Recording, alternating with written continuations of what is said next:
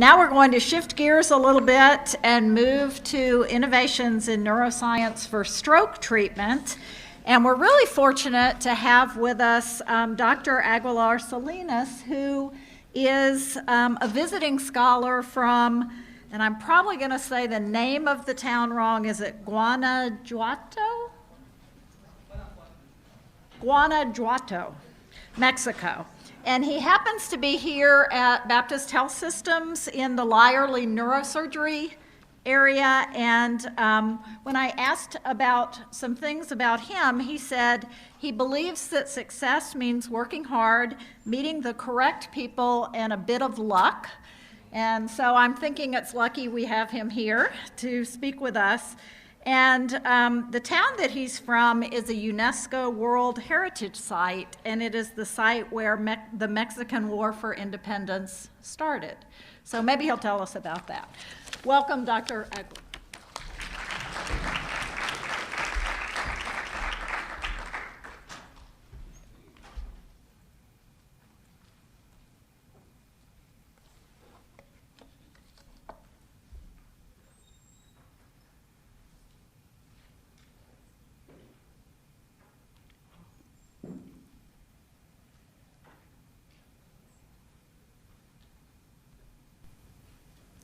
Okay, well, I'm very honored to be here.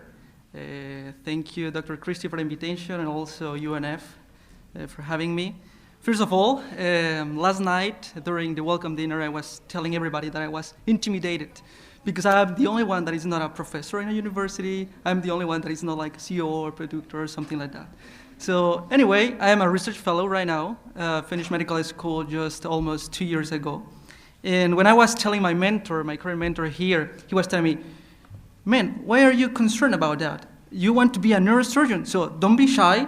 You're working hard. Just go there and show why you're here. So hope your expectations haven't changed so far. Okay, so we're going to start with innovations in neuroscience for stroke treatment. And I don't have anything to disclose, although I'm going to be talking about devices. Okay, so first of all, I want to introduce you the most beautiful and the most important part of your body, the brain. Why is that? Well, it's just a simple reason. It's just in the top of your body, right? So it's just 1.5 kilograms protected by your skull. That fragile structure that gives you the capacity for everything. To think, to see, to feel, to fall in love, to hate, to keep your memories, and at the same time, to have fine and gross movements. So obviously, we want to protect that part of your body. We want to salvage it. So I'm going to show you also with this picture that we have a very complex net of vessels surrounding the brain, and the main goal of these vessels is just to deliver oxygen and nutrients, to have I mean that most of you are nutritionists, so you understand perfectly that this is a metabolism of the cell here in the brain. So obviously you want to restore reperfusion. You want to have that brain with all the nutrients, with all the oxygen, with all the energy. Around 20% of the whole energy is just in the brain, and we're going to start from there. So we have two main divisions talking about just anatomy, and I want to show you very quickly. So this part is just like the posterior circulation of the brain. That will be just the vertebral arteries, the posterior artery, and it just irrigates like the brainstem and the occipital lobes. It's just respiratory centers, vision mainly. And then we have the anterior circulation that what I'm going to talk about is from internal carotid arteries, and it's going to the anterior cerebral arteries and the middle cerebral arteries that are going to be controlling the speech, the movement. First of all, we start from the basics. Stroke is just acute neurological dysfunction. It's just the loss of brain function. There are two major types, the hemorrhagic, the ischemic. The most frequent is the ischemic, with 87% of the time. It's just the blood supply is occluded. So this is a major societal priority because it's the 4 facts that you have to remember at the end of this lecture. This is the most common cause of permanent disability, the second most common cause of dementia, the third most common cause of death in the Western world, and the fourth leading cause of death in the United States.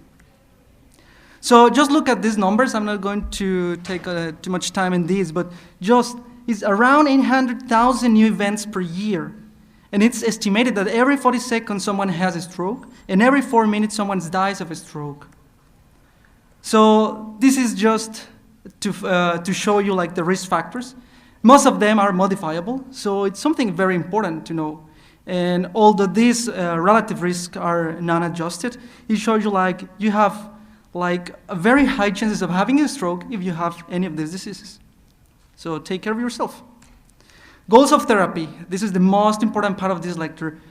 The first one is just improving the neurological outcome.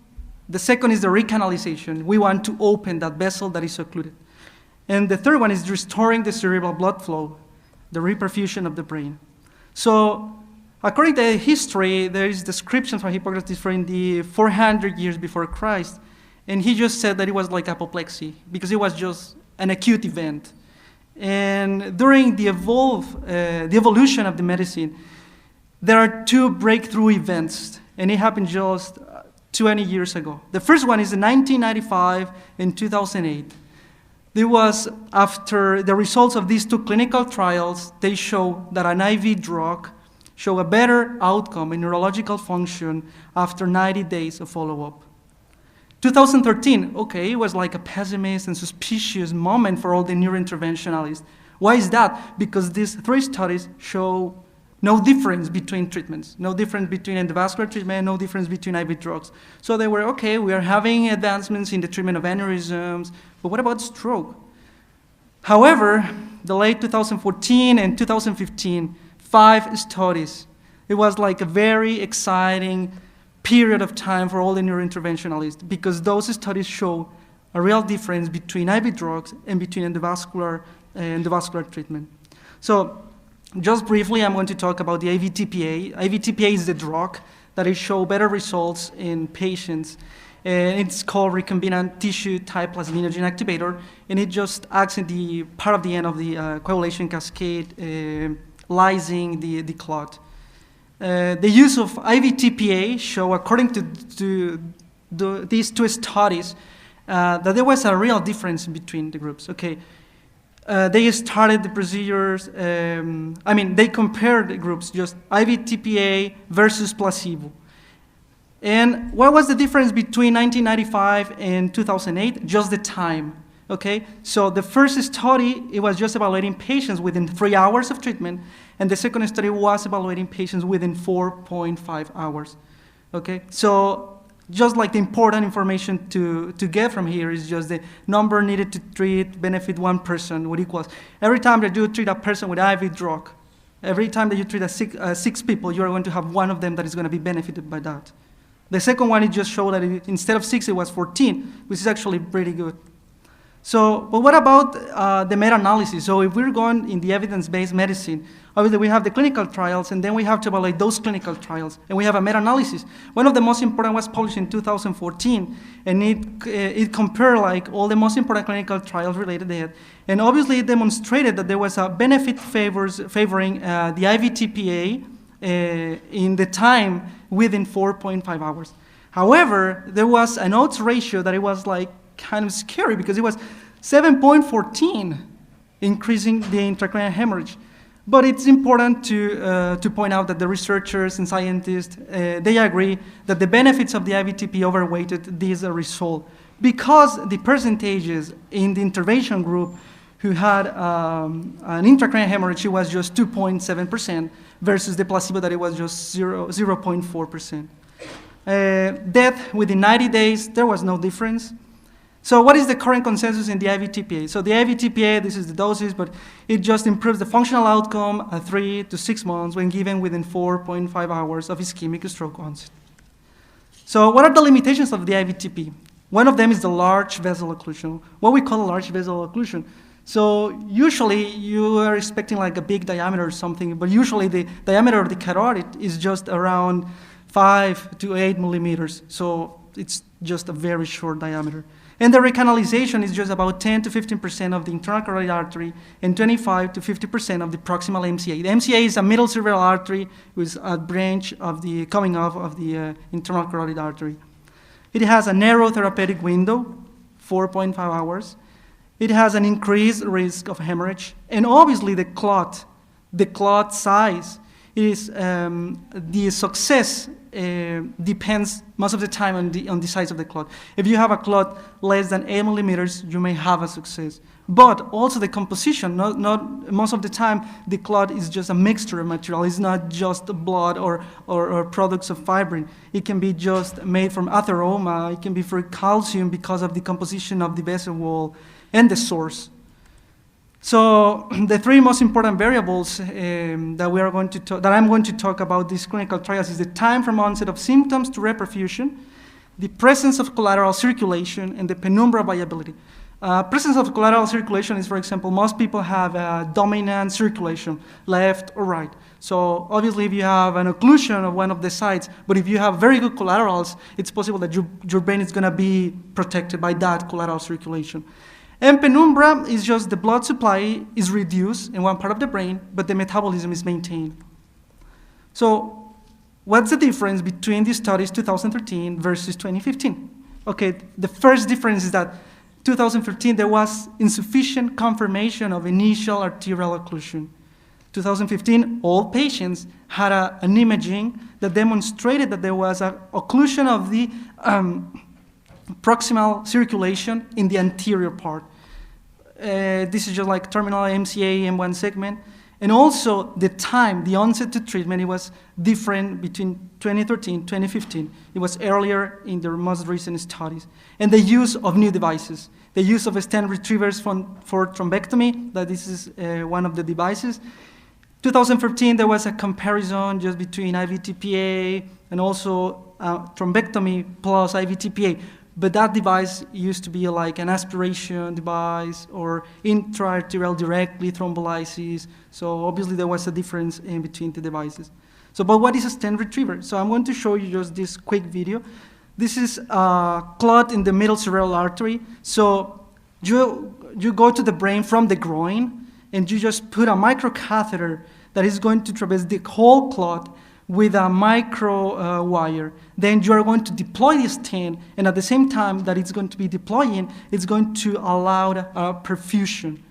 And also, at the same time, it is going to capture the clot, so you are going to be able to pull it back.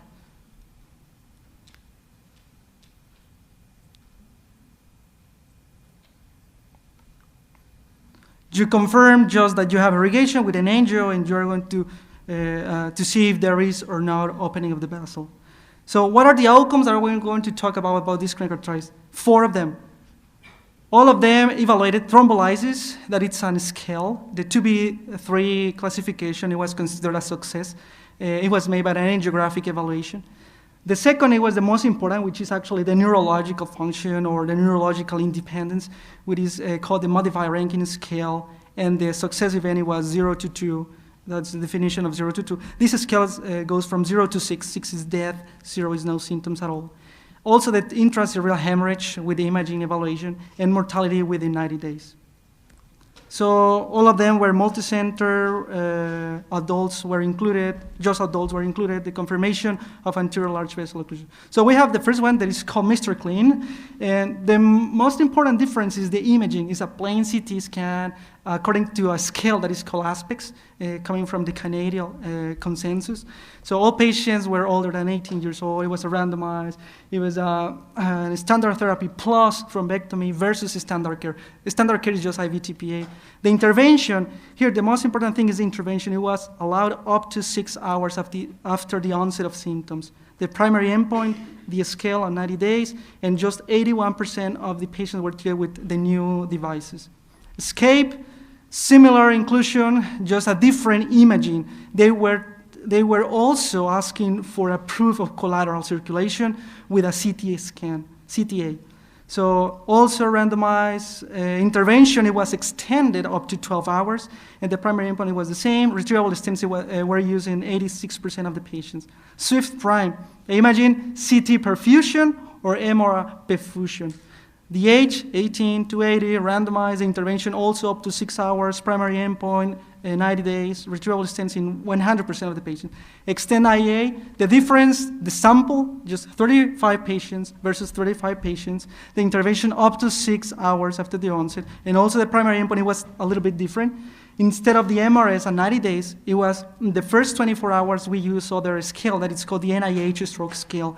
If you have the greater you have a score, it will be a worse outcome. So now we have the REVASCAT, that it was the most recent study. It was made in Spain, also multi-center. The intervention, it was extended up to 8 hours, and the primary endpoint, it was the same. So the procedure basically is this. You have any of these pictures according to the studies. You have the first one that is just a plain CT that is showing one of the signs that you look at for occlusion, that is just the enhancing of the middle cerebral artery.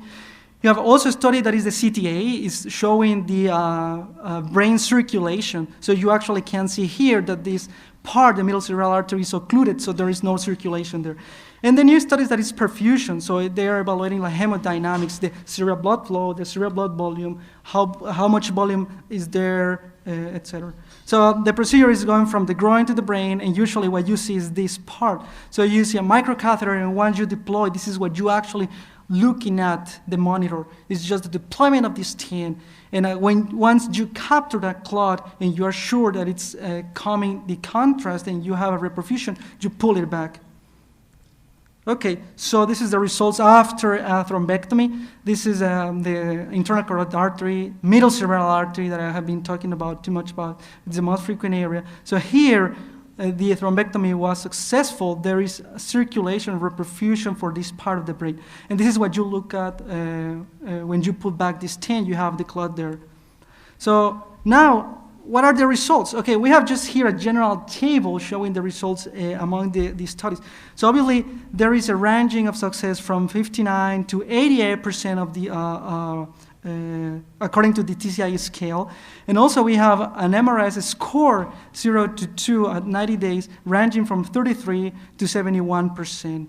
The intracerebral hemorrhage and the mortality, that was not actual difference. Here there is also a meta-analysis comparing all these studies, also including these studies that were no significant difference in that by that time. But also it's showing that patients will have a greater outcome, a much better outcome if you have obviously a much better resolution in the opening of the vessel. Here there is other table that is showing like the number needed to treat for benefit.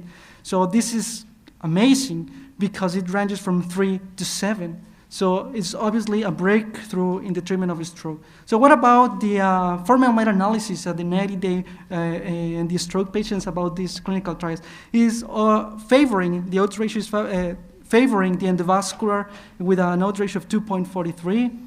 And there's no difference with the intracranial hemorrhage. There is no difference with mortality, although there is a trend favoring endovascular, but the 95 confidence intervals are too wide to demonstrate something statistically.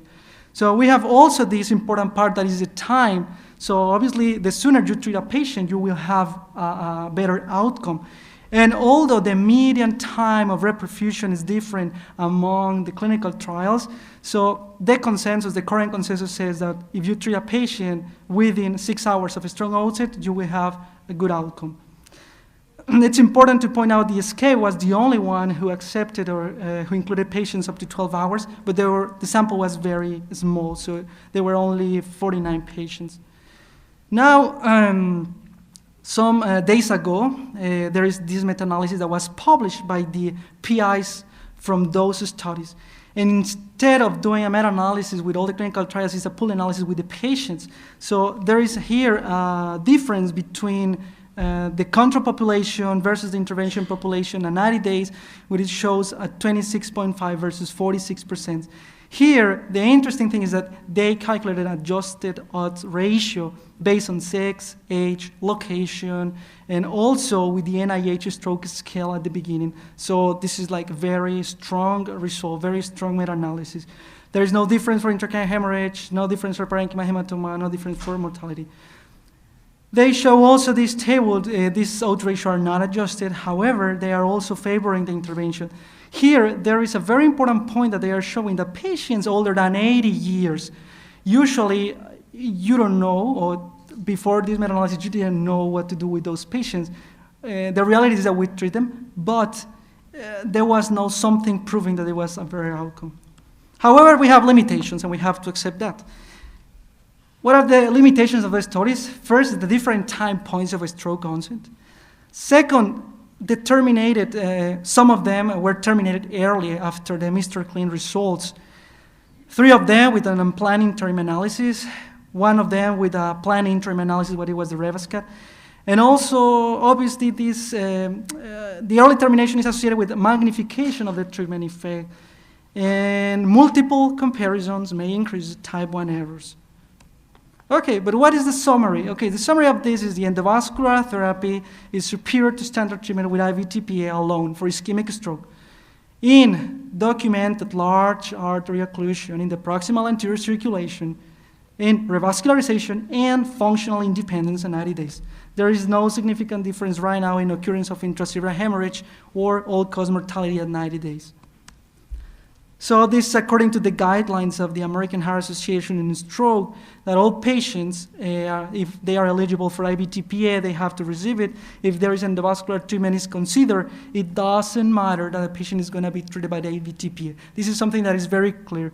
Endovascular therapy right now, it's not a replacement of the IVTP. They are working together. Also, each one has their own criteria to treat the patients. What are the questions that we still have? So, what about the stroke in the posterior circulation? We don't have enough evidence. It is, according to observational studies, prospective studies, it is associated with a higher morbidity and mortality. There are 2 ongoing clinical trials, BASICS and TRACE, that they are also including patients with basilar strokes, that is posterior circulation. Also, the ideal imaging modality. We saw that all studies use different imaging modalities, so they are still working on that, because right now we also have an MRI that is called DWI, that it can detect a stroke patient. It can detect a patient if he's having a stroke within 3 to 30 minutes of this stroke onset. So, but we don't know yet if it is completely valid or not. The choice of anesthesia, most of the patients were treated under conscious sedation. The age only, that's something that I have already said about the older patients, because only 15% of the whole population of the whole sample of these 5 clinical trials were under this age. In the ideal time to reperfusion, this is something that is very important because only 208 patients were randomized after 5 hours and only 69 after 6 hours. So we have just 2 studies that included patients after 6 hours, Revascat and ESCAPE. There are also ongoing clinical trials that they are trying to evaluate the time. There is a new clinical trial right now that Baptist is part of it that is called DOWN, and it's patients. They are trying to include patients from 6 hours to 24 hours. Why is that? Because most of the time, you have a patient that he doesn't remember when he started with those symptoms. So the current treatment for IVTP is, for example, a patient who has a stroke onset symptoms within 4.5 hours, or the last known good clinical function. So it's still kind of subjective. So what are the challenges? Okay, I talk about very exciting news, but unfortunately, this is a reality. About 22% of the stroke patients presenting into the ER within 3 hours, we have an IVTP treatment. And only of them, 8% met the criteria for IVTPA. And only 10% of the patients with acute ischemic stroke have a proximal large artery occlusion in the anterior circulation. So we have too much work to do right now about that. However, what is the standard of care? What is the reality of that? I have been just talking about IVTPA, I have been just talking about endovascular treatment, but obviously endovascular and IVTP don't make the difference alone. It's a multidisciplinary team, and they need a stroke unit care, a nursing specialist, neurointerventionalist, neurocritical care physicians, and also post-thrombolysis care. The United States calculated around more than 1,000 stroke centers certified by the Joint Commission. However, obviously, those centers require a tertiary level that will be endovascular or neurosurgeons or neurointerventionalists to treat those patients. What are the conclusions? Well, I think it's very clear that time is brain, and also that the current endovascular therapy does not replace the IVTPA that is associated with a high recanalization rates and also high rates of favorable clinical outcomes at 90 days with a low complication rates, and it requires a multidisciplinary team. So it is not, although surgeons may be biased because of their skills, a surgeon is not enough. We need a multidisciplinary team for that. What are the future directions? Okay, imaging technologies, thrombolysis. There are new drugs that are trying to reduce the increased hemorrhage rates of the IVTPA, and modifying the molecular composition. Teleneurology, which is right now a reality, and patients, if they are in other hospitals and they don't have a neurologist there, they just got connected online or something. The neurologist is evaluating the patients, and he decided if the IVTP or not is going to be administrated. So the mobile stroke unit, this is very interesting because the only experience of the formal experience from Germany, and they have an ambulance equipped with a CT, and also they have a neurologist who is there, and they are, during the transfer, they are thrombolizing the patients. So obviously it saves a lot of time. As far, to my knowledge, there is only one center in the United States, that is Cleveland Clinic, that they have a mobile stroke unit, but their results are very, they're not conclusive so far. What about teleintervention? Okay, 2013, they started to deal with engineering, like new softwares, new robots. If you have the Da Vinci, for example, for abdominal surgery, what about the endovascular intervention with robots? So right now it's not a reality, but maybe in a few years we're going to be able to do teleintervention. They are working right now with the filling of the catheter, the pushing, the friction, that it's obviously not easy to accomplish. Okay, so we're having a meeting in March, so all of you are invited if you want to go.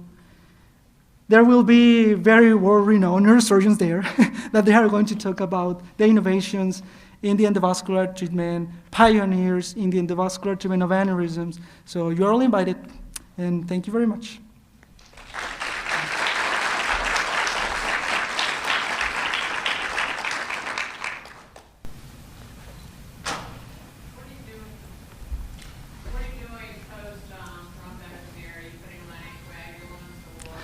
Yes, well, it depends. For example, if a patient is admitted, okay, so the flow for a patient, it would be patient that you're suspecting has a stroke. It's transferred to the hospital. Immediately, it's taken to the CT scan. The first thing is a CT scan just to rule out hemorrhage. If that patient doesn't have hemorrhage, okay, it's within the 87% of the ischemic stroke. If that patient made the criteria for thrombolysis, IV thrombolysis, you start IV thrombolysis. And at the same time, you take pictures to confirm that there is a large artery occlusion. If there is a large artery occlusion, you treat endovascular. If there is no large artery occlusion, just with IVTP. So you have to monitor that patient. The first hour is critical because the infusion of the drug is just in 60 minutes. After 60 minutes, that patient has to be in the neurocritical care, at least for 24 hours, monitoring the increases of risk of blood hemorrhage. After the patient is clinically stable, he needs to go to rehab, and he's going to be on blood thinners. Yep.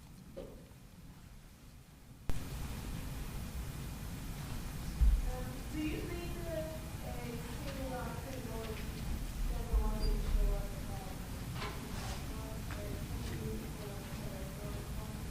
Cholesterol? Okay, well, the question is just about if this technology can be used for cholesterol. Actually, before a neurointervention, cardiology intervention started with these procedures. So they have way more experience with endovascular procedures for the coronary arteries. They are using balloons, they are using stents. In neurointervention right now, we are just using what you saw, angiography, fluoroscopy, and just imaging. But in coronary arteries, they are starting to use ultrasound.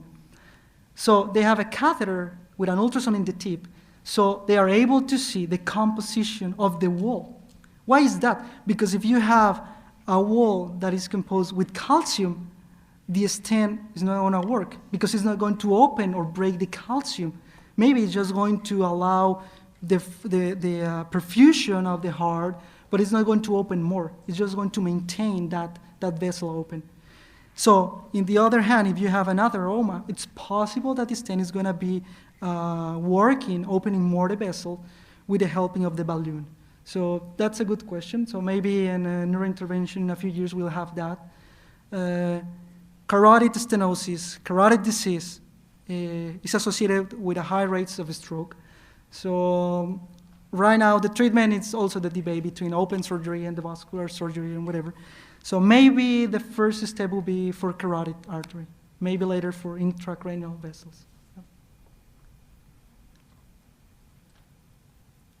Okay. You had mentioned their time is great, which is very interesting, but also that there were a lot of wake-up strokes. But aside from that, what is the normal amount of time from somebody who experiences a stroke, gets to the hospital, and starts getting some intubation? Is it within the 4.5 hours, or what's the average? That's a good question, and actually, it's hard to say, because, for example, here my opinion might be biased, because we are fortunate in Jacksonville that we have a stroke center that is Baptist. So they are all connected in the different campus. So if there's a patient detected with a stroke, there is immediately transferred, for example, to Baptist Medical Center in downtown. However, just like our show, just 22% of the patients that arrive to the ER are able are within the 4 hours of treatment. And just 8% are able to receive IVTP. But, there are good news. There is a Helsinki experience in Finland. So they published in 2013 a paper that it was amazing, because it was a patient that we call door to needle. And the needle is the IVTP. And door to needle in less than 25 minutes. So because of their system, because of the structure that they have, it's an amazing. So right now Australia is adopting that system, and I don't know, I'm optimistic, and hopefully we're going to have this soon.